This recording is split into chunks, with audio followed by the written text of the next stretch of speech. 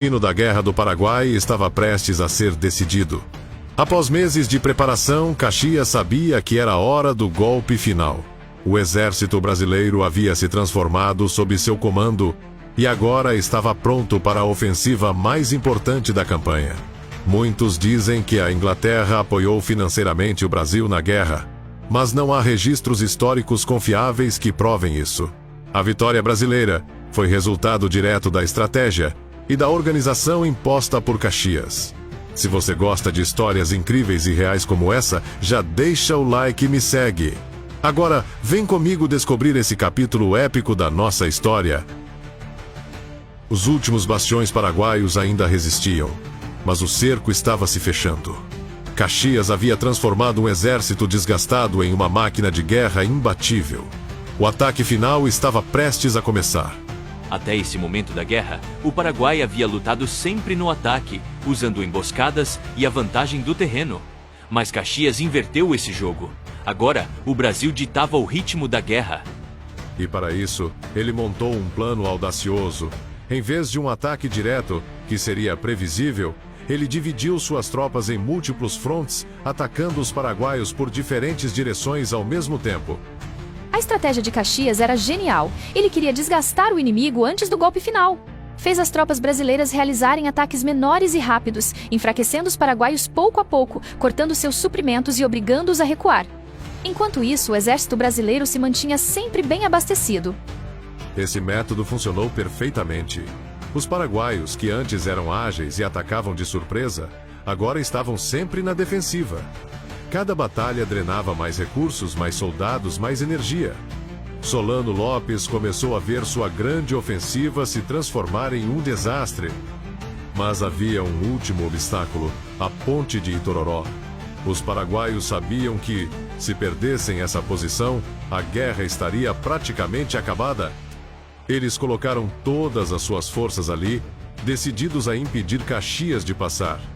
Caxias sabia que essa era a batalha decisiva. O problema? A ponte estava fortemente defendida e os brasileiros estavam hesitando. Muitos soldados tinham medo de avançar sob fogo pesado. Foi então que Caxias fez algo que mudaria tudo. Ele não esperou por ninguém. Em vez de comandar de trás, Caxias avançou sozinho, cavalgando em direção à ponte, debaixo de tiros, sem medo.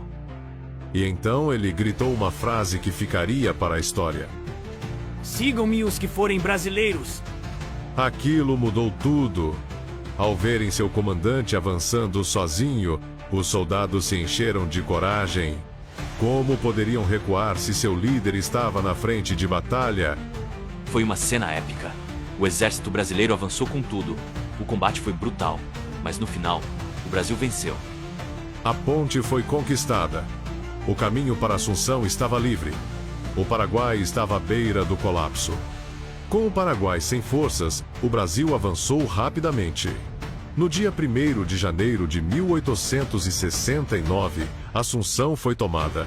A cidade estava destruída. O império de Solano Lopes ruía diante de seus olhos. Foi uma vitória, mas não uma vitória limpa. O Paraguai estava devastado. Mais da metade de sua população havia morrido. Era o fim de um país que antes da guerra era próspero. E Caxias? Ele não comemorou. Ele sabia o preço daquela vitória. O Brasil havia vencido, mas a que custo? Ele fez o que precisava ser feito. Mas o homem que nunca perdeu uma guerra, também nunca saiu de uma sem cicatrizes. Caxias entregou o comando. Ele havia cumprido sua missão. Mas aquele seria seu último grande ato militar. O maior general da história do Brasil estava pronto para o descanso. Caxias havia vencido sua última guerra, mas ele não era mais o mesmo.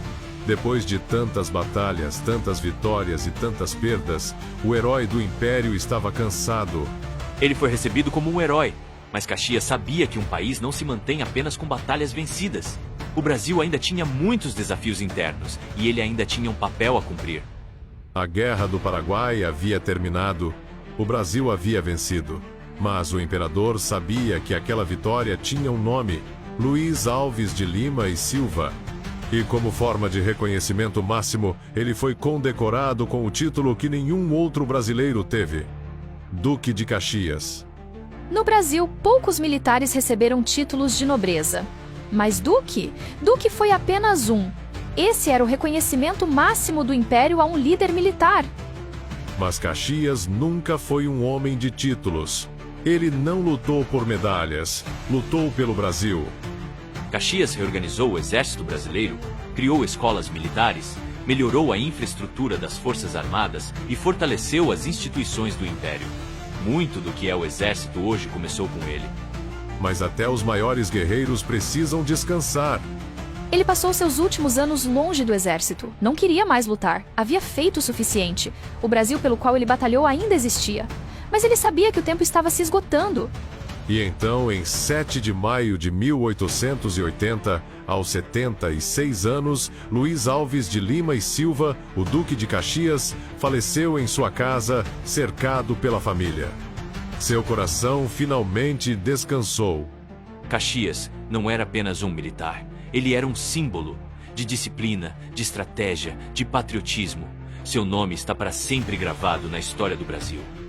E até hoje, todo 25 de agosto, os soldados brasileiros celebram o Dia do Soldado, em homenagem a ele, o único Duque do Brasil. Se essa história te impressionou, já deixa o like e me segue. O que você acha? Caxias foi um herói ou um símbolo do poder imperial? Comenta aí. Até o próximo vídeo.